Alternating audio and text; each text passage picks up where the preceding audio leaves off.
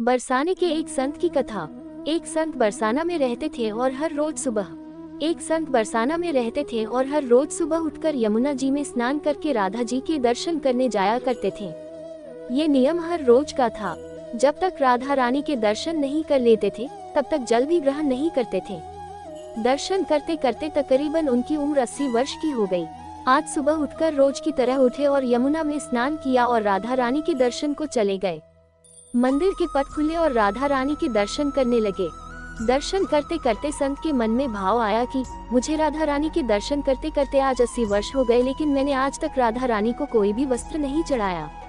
लोग राधा रानी के लिए कोई नारियल लाता है, कोई चुनरिया लाता है, कोई चूड़ी लाता है, कोई बिंदी लाता है, कोई साड़ी लाता है, कोई लहंगा चुनरिया लाता है, लेकिन मैंने तो आज तक कुछ भी नहीं चढ़ाया है।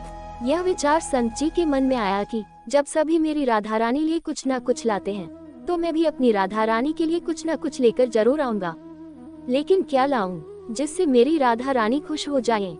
तो संत जी यह सोचकर अपनी कुटिया में आ गए। सारी रात सोचते सोचते सुबह हो गई। उठकर स्नान किया और आज अपनी कुटिया में ही राधा रानी के दर्शन पूजन किए।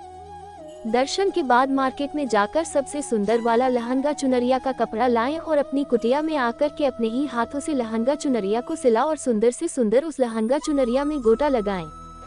जब पूरी तरह से लहंगा चुनरिया को तैयार कर लिया तो मन में सोचा कि इस लहंगा चुनरिया को अपनी राधा रानी को पहनाऊंगा तो बहुत ही सुंदर मेरी राधा रानी लगेंगी। ये सोच करके आज संत जी उस लहंगा चुनरिया को लेकर राधा रानी के मंदिर को चले। मंदिर की सीढ़ियां चढ़ने लगे और अपने मन में सोच रहे हैं, आज मेरे हाथों के बनाए हुए लहंगा चुनरिया राधा रानी को पहनाऊंगा तो मेरी लाडली खूब सुंदर लगेंगी। ये सोचकर जा रहे हैं। इतने में एक बरसाना की लड़की लाली आई और बाबा से कहती है, बाबा आज बहुत ही खुश हो, क्या बात है? बाबा बताओ ना। तो बाबा ने कहा कि लाली आज मैं बहुत खुश हूँ। आज मैं अपने हाथों से राधा रानी के लिए लहंगा चुनरिया बनाया है। इस लहंगा चुनरिया को राधा रानी जी को पहनाऊंगा और मेरी राधा रानी बहुत सुंदर दिखेंगी। उस लाली ने कहा, बाबा मुझे भी दिखाओ ना आपने लहंगा चुनरिया कैसी बनाई है। लहंगा चुनरिया को देखकर वो लड़की बोली, अरे बाबा राधा रानी के पास तो बहुत सारी पोशाक है, तो ये मुझे दे दो ना। तो महात्मा बोले कि बेटी तुमको मैं दूसरी बाजार से दिलवा दूंगा, ये तो मैं अपने हाथ से बनाकर राधा रानी के लिए लेकर जा रहा हूँ, तुमको और कोई दूसरा दिलवा दूंगा। लेकिन उस छोटी सी बालिका ने उस महात्मा का दुपट्टा पकड़ लिया। बाबा ये मुझे दे दो। पर संत भी जिद करने लगे कि दूसरी दिलवाऊंगा, ये नहीं दूंगा।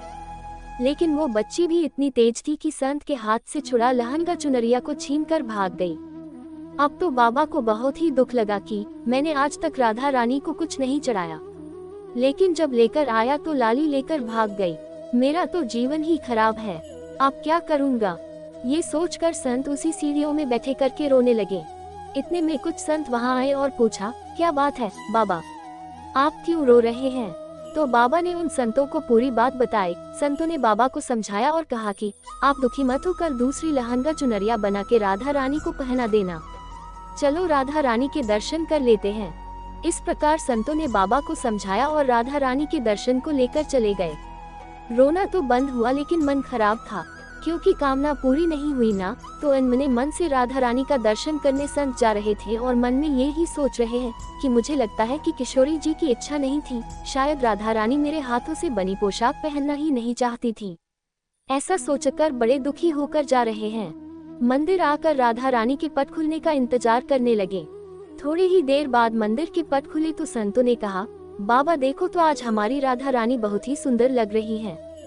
संतों की बात सुनकर के जैसे ही बाबा ने अपना सिर उठा करके देखा तो जो लहंगा चुनरिया बाबा ने अपने हाथों से बनाकर लाए थे वही आज राधा रानी ने पहना था।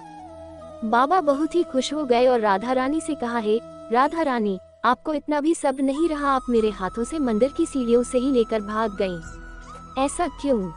सर्वेश्वरी श्री राधा रानी ने कहा कि बाबा आपके भाव को देखकर मुझसे रहा नहीं गया, और ये केवल पोशाक नहीं है, इसमें आपका प्रेम है, इसलिए तो मैं खुद ही आकर के आपसे लहंगा चुनरिया छीनकर भाग गई थी। इतना सुनकर के बाबा भाव विभोर हो गए और बाबा ने उसी समय किशोरी जी का धन्यवाद किया। अगर आपको मेरी यह कहानी अच्छी लगी हो तो प्लीज मेरे चैनल को सब्सक्राइब, लाइक और शेयर कर देना और बेल आइकन को प्रेस कर देना। धन्यवाद।